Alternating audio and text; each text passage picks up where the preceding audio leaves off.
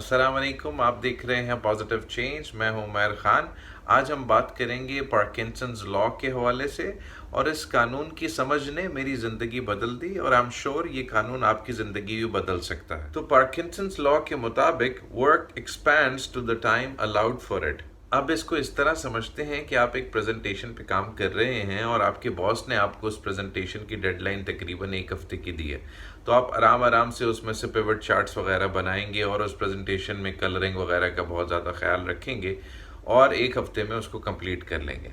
लेकिन सडनली आपका बॉस अगले दिन आता है और वो कहता है कि कल हमने कस्टमर के साथ मीटिंग करनी है और प्रेजेंटेशन मुझे आज ही कंप्लीट करनी है।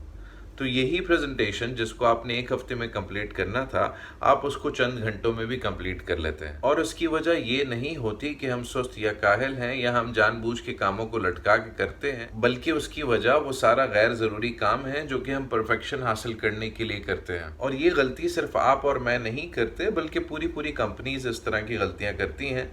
और जो काम एक हफ्ते में होना चाहिए था, उसको करने के लिए कंपनीज महीना महीना मीटिंग्स करती हैं और डिस्कशंस करती हैं और फिर जाके उस काम को किया जाता है। लेकिन अगर इस कानून को आप अच्छी तरह समझ जाएंगे और अगर आप अपनी डेडलाइंस को प्रीपोन कर लेंगे तो आप बहुत ज़्यादा इफेक्टिव हो जाएंगे। अब मैं आपको अपनी मिसाल से ये सारा मामला समझाता हूँ। शादी से पहले मैं कभी भी कहीं लेट नहीं होता था और हर जगह टाइम पर पहुँच जाता था। लेकिन शादी के बाद अक्सर जगहों पर पहुंचने में मैं लेट होने लगा और उसकी वजह ये होती थी कि बच्चों और बेगम को तैयार होने में काफ़ी टाइम लगता था। तो इस सारे मामले का सलूशन मैंने ये निकाला कि अगर मैंने कहीं 10 बजे पहुंचना होता था तो मैं बेगम को कहता था कि हमें 9 बजे पहुंचना है।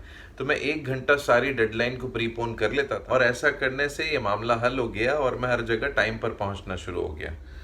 आई होप मेरी इस वीडियो से आपको कुछ अच्छा सीखने को मिला होगा। अगर आपको इसमें कुछ वैल्यू नज़र आई है तो इसको शेयर करें, क्योंकि आप खैर बांटेंगे तो अल्लाह ताला आपको खैर लौटा देगा। Thank you very much.